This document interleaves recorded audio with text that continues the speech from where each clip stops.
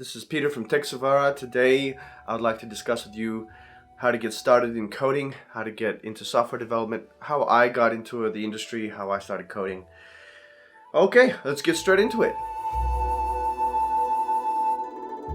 So the first time I actually got in front of a computer was when I was about 8 or 9 years old. My dad actually bought us a Commodore 64. And I had access to like the basic book.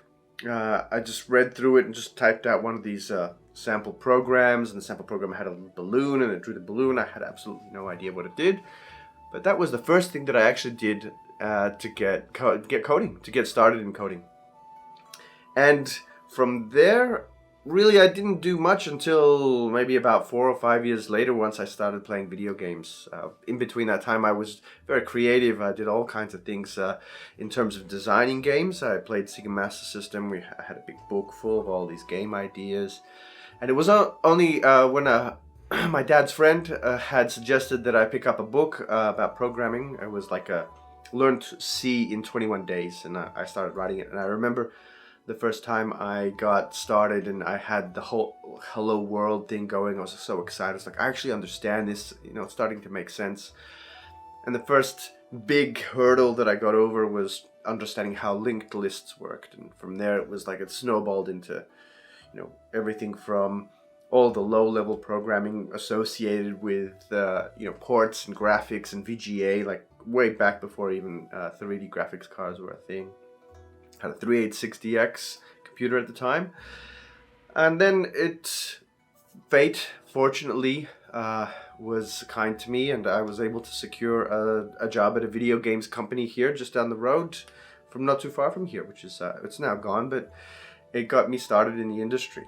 But if I hadn't already kind of started down that path at such a young age, and all these kind of like signposts that I kind of took advantage of, like I wouldn't have probably gone into the industry and learned so much about it. And now, at this day, after 20 years or so of various businesses and jobs working in software development, having experience from marketing, business, coding, product development, all this kind of stuff, I can say that when you start, just go for what you feel is right. Like, even though my parents were looking at me when I was 14 years old and he's playing games all the time, you should be playing video games all the time. A lot of that knowledge of the video games that I played then went into industry, and then it all came back. So, one of the things here's the first game I made, Beavis and Butthead, released. There was another really, really cool game based on the Duke Nukem license. When it came out before Duke Nukem Forever. It was just Duke Nukem for the Game Boy. It's pretty much, it starts off as the same thing as like the PC version in 2D, but it's a completely different beast after that. So the first start, you get into it. It's 2D platformer.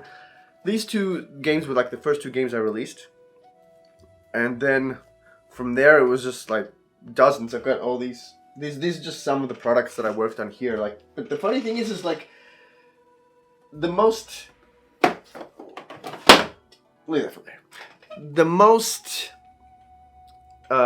enjoyable and the most fascinating part of the work that I did in video games was really, really early on, and it was in this one here. The game was actually never released, but you may have heard of it. Let's see if we can find it around here somewhere. Let's see, where is it? Is it here anyway? Engagement, back up. Would have been right at the start here, Beavis and Butthead. TDR, the Death Race 2000. So we got this here, right? The Death Race 2000. This one. I can zoom in on that. Let's zoom in. Let's see. Seems to be just trying to detect my eyes. There we go. The Death Race 2000 on Game Boy Color. So that game was never released. You may have heard of Carmageddon.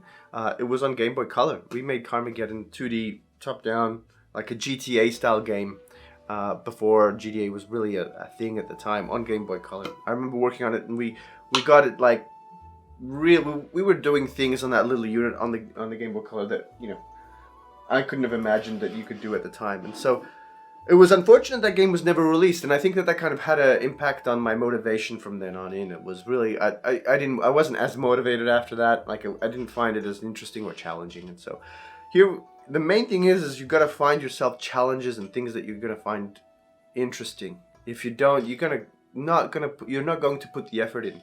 It's always been for me. Maybe you're different, but for me, it's like whenever I've been challenged with something, whenever I've put myself into a really high pressure situation, that's generally when I learn the most and when I do the best. So don't be afraid to put yourself into difficult situations and learn from them.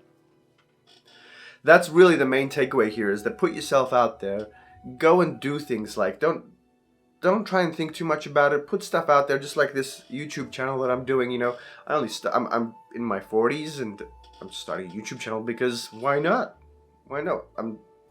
It's something new, something different. I can then, you know, talk about tech, which I really enjoy, and I've got another channel, my personal vlog, and then we're opening another channel. So the main point, the main takeaway from this video is guys, like if you're watching this and you're interested in coding, or you're thinking you might want to do something related to software development, something related to tech, whether it's firmware, hardware design, whether it's software, just dig into it. Just do it. Don't be afraid about all this, you know, AI stuff that's happening. It's all just, don't worry about it. It's not gonna take away anybody's job. It might complement some jobs, maybe. But look, your companies will need people, and they'll need people because people build products for people. It doesn't really do that. It doesn't learn. It's a kind of a static assistant. So don't worry about AI. Trust yourself. Get in there. Do something cool. Challenge yourself. Write some code. You know, try different things. I'm sure you know whatever you do, you'll find something that you enjoy, and that, you know, go in that direction. You know, you may not enjoy what you're doing now, but don't worry too much about the fact that if you're trying to start something, that nothing will happen from it. Any small thing you do will grow eventually, and you'll get something out of it in future. And it's only now that I'm looking to build the game that I've always wanted to build when I was 17. I'll talk more about that in the next few videos. I think we're going to get started in developing this game in this world that I did back over 2 decades ago. So even from 2 decades ago, you can still get something back in you know, as you grow up. So guys, thanks for listening. I hope you enjoyed this video. And if you like tech, stick around. We've got some really cool things coming up. We're going to be building cool products, and we're going to be sharing really interesting information about all things related to tech. We've got the Vision Pro stuff coming up when we're looking to get into developing for that too. So stay tuned, and I'll see you at the next video. Bye.